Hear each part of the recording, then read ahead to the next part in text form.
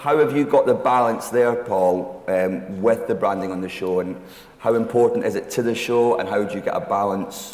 To be fair, it's not important to the show. It's important to ITV as a business, as a PLC, that we can make kind of incremental revenue from commercial partnerships. The trick is to not have it influence the editorial at all. Mm-hmm. So it needs to be there. Some of the products are placed. You see Superdrug suntan lotion in the background of shot because it's placed there because Superdrug are paying us money to be the headline sponsor. We've got a number of licensing deals.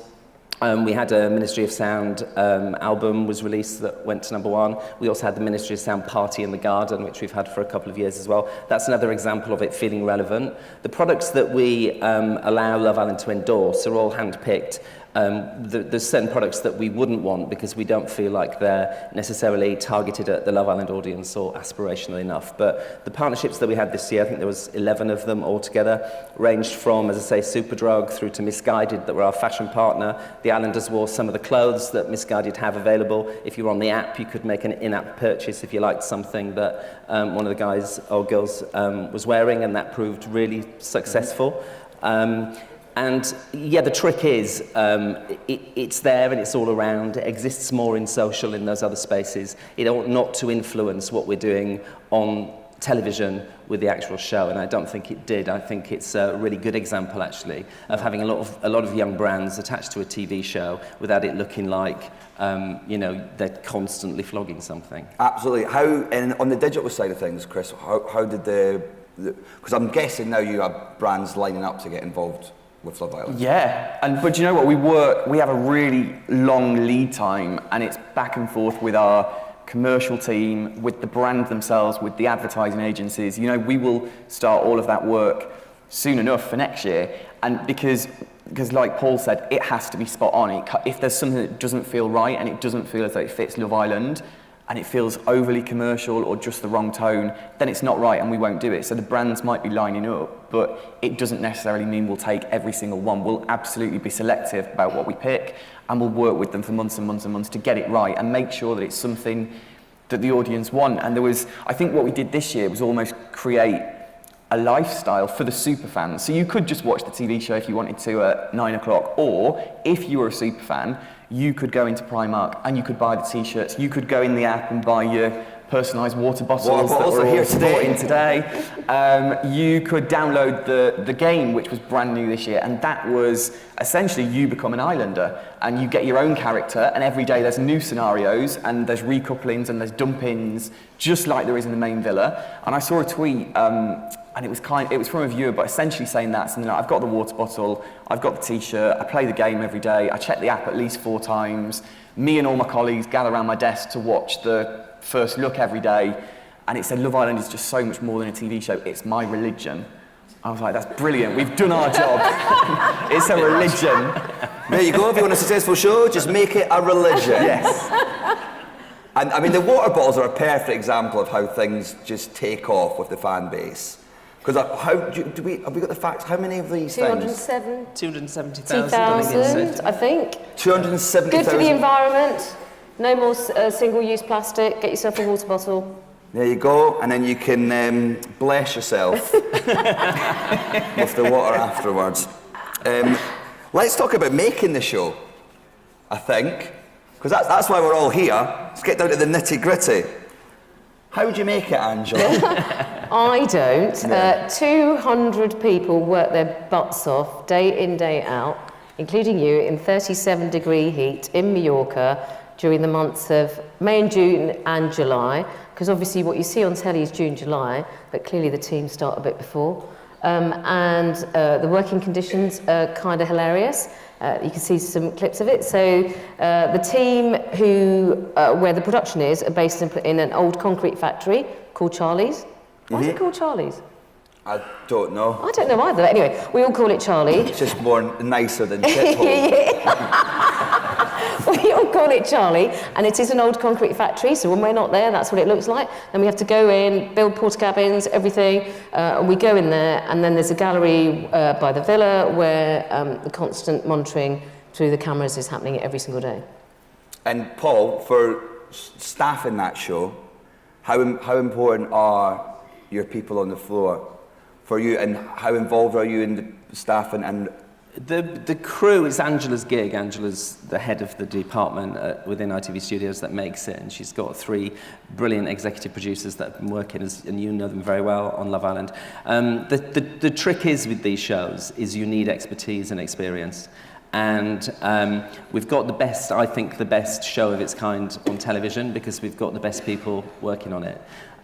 Right down from the ground up to, you know, the main execs who, you know, and I've visited a couple of times in the run of Love Island this year, and, you know, they've been working 12-hour, 14-hour shifts in, as Angela said, you know, conditions that are really quite tough. You walk into Charlie's, the production village, and you do look like you're in a war zone, quite frankly. You look like you're in Kuwait or something. And it's down to them, and it's down to their expertise and craftsmanship that we get at the end of the day. A program which, let's not forget, is turned around every single day to create an hour of amazing television, sometimes more if needs be. And you know, as we say, it's some of the best storytelling on television. Yeah, and talking about the storytelling, there's obviously an interaction between the production and the Islanders. How, for you guys, in terms of how it comes across on television, how important is the reality of it against the idea of producing a television show? Look, I mean, in truth, if you've got 24 hours of footage and you're creating 47 minutes of television, you are by its very nature editing a show, aren't you? And you're not showing everything as you see it. And so our job as producers is to tell what we believe are the stories that are going to go somewhere, that are going to develop, that are going to have an impact, so that, you know, when we have Casa Amor, the fallout from that it is then played out in terms of the TV show. And so effectively what we're doing every single day is starting with a blank sheet of paper, thinking, where is this show going, using the audience feedback loop that we're getting from Chris and his team, and feeding that into what we have that we think we might do, but being completely flexible as producers to respond to what is actually happening in the villa and what the audience are talking about in the real world. So that flexibility, I think, is a key part of the show's success, because as producers, your instinct is to say, I've got a whiteboard, this is what's happening Monday, Tuesday, Wednesday this week, and this is what we're going to do. And the first thing we talked about was, actually, let's have the whiteboard, but let's throw it out when the story starts to change. Yeah. And that requires you to sit down and go, shit, we're on for a ride now, and just go with it. I think in terms of, if you were alluding to kind of interactivity between producer and Islander, yeah. I think a lot of people just expected that the show would be run in the same way that Big Brother is. Yeah. And in Big Brother, the only contact the contestants have is via the diary room with producers. Yeah. We're not making that show. We don't need to make that show. We can create what I think is a bigger, better, more flexible, more reactive show, because we've got producers in the field that happen to be sometimes in and out of the villa. It's no secret that someone comes in and caters for them and they all have a nice dinner every evening, because we've got to feed them. Why should, you know, on Big Brother it's... how to fry an egg. Yeah, but I think that's where some of the criticism started to emerge, because the show's now so successful.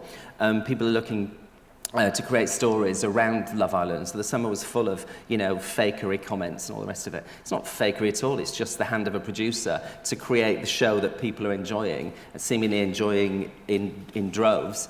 You know, the biggest thing we've ever had. Of course, it's got the hand of the producer on it. We're making a TV show. Yeah, and I mean, again, it's that ultimate thing that if you left, well, me personally, someone in their early 20s in a beautiful villa to their own devices, you just lie by the pool all day. Do you want to couple up with anyone? No, I'm going to get a tan.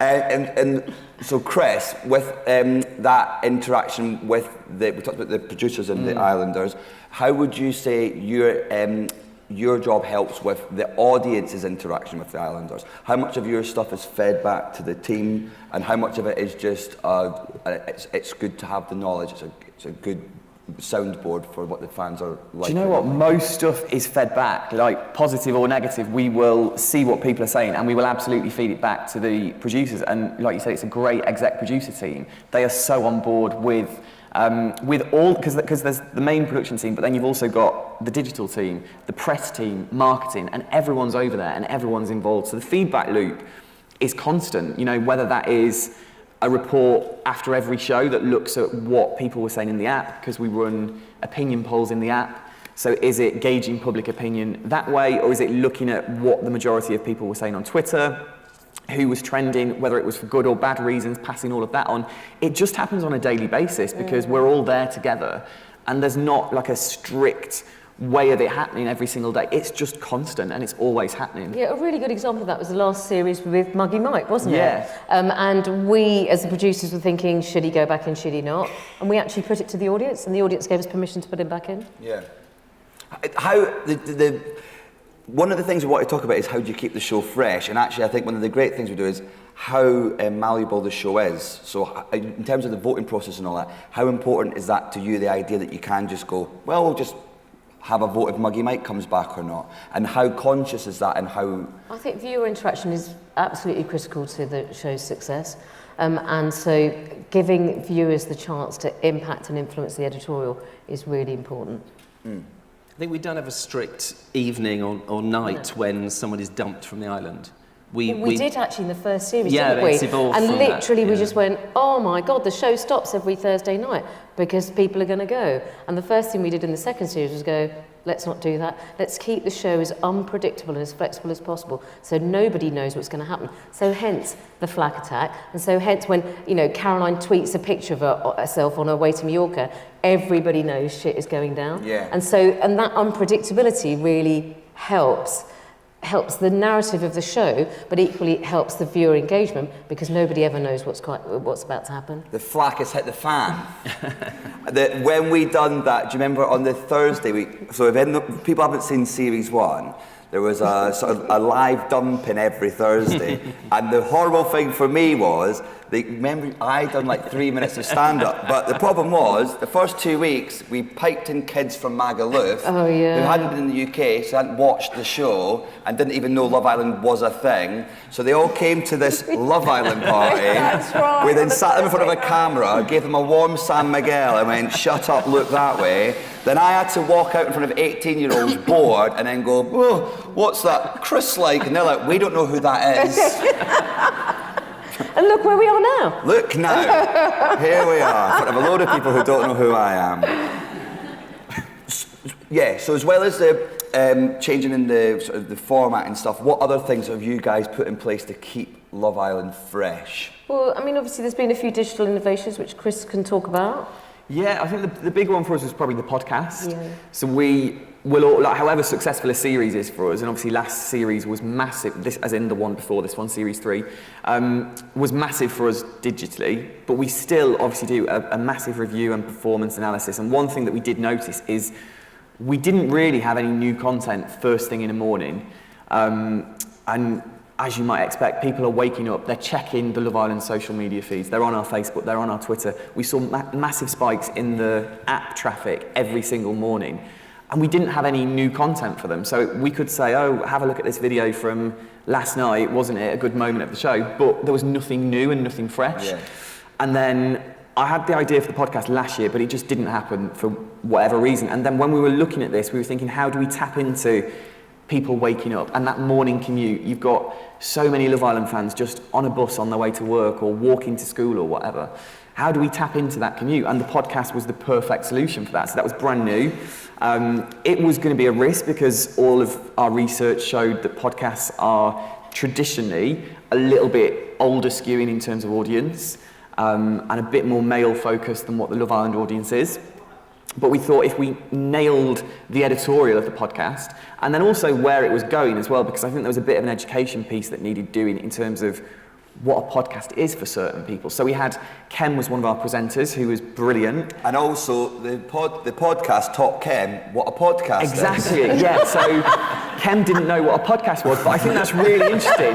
Ken didn't know what a podcast was, and then 3 days later, he had the biggest podcast in the UK. #1 in the podcast charts. Yeah. But I think a lot of the Love Island audience maybe wouldn't have known how to listen to a podcast. What's he Ken's saying? back there, by the way. He's kicking off. He's actually recording a podcast as we speak. Well, he thinks he is. He's just talking into a shoe. He's not like got the technology down yet. Yeah, so it was always going to be a risk, but it absolutely paid off. The editorial was spot on, the talent was spot on, the distribution was brilliant. We had it available on all platforms, all all over our social media feeds. We had it embedded within the app, so every single morning when the 3 million plus users that have the app were opening the app in the morning, the podcast was right there at the top. And it was number one for most. I mean, it was a long run this year, wasn't it? Yeah, we had an extra 8 week. weeks. 8 weeks, and it was number one in the podcast charts for most of those 8 weeks, which was amazing. We weren't expecting that. No. We did a couple of things, just if I may just say. Clarify that quickly, No, Angela. but after series 2... We did a couple of things and it holds my hand. Just say, but after series 2, we thought there was an appetite, a bit like the podcast, in terms of just feeding the superfans. So obviously Caroline started presenting After Sun every Sunday, and that has been a huge success and has really tapped into the mood of what everyone's talking about here at home, as opposed to what's happening in that environment over there. And I suppose the other thing as producers that we have really sort of developed is we don't feel so hidebound by the chronology of the show, in so much as everything is done chronologically, but we don't feel the need to finish the show at the end of the night. So it doesn't have to go from the beginning of the day to the end of the day. And sometimes we'll have a cliffhanger, which means that we're still halfway through the night. And that cliffhanger will then obviously lead into the show that starts the following day, which starts in the middle of the night. And we would never have done that in series 1 because we felt so keenly that we had to just be really strict with it begins in the morning and it ends at night. But actually giving ourselves that freedom has definitely given us the opportunity to put in some much bigger, better cliffhangers. And the network has been really flexible as well in terms of if the show runs to 5 parts, because there's so much that we want to say in that episode, we can at very short notice just open up an extra 15 minutes for Love Island, and then we'll tweet, you know, tonight's Love Island has been extended, and then there's a flurry of excitement because we wouldn't be extending it if it wasn't for you know, a good dramatic reason. So that's been quite liberating as well, actually, to not be fixed to, you know, 47 minutes of television with 4 commercial breaks. We don't necessarily play to that. We do generally, that's the plan, but we don't have to.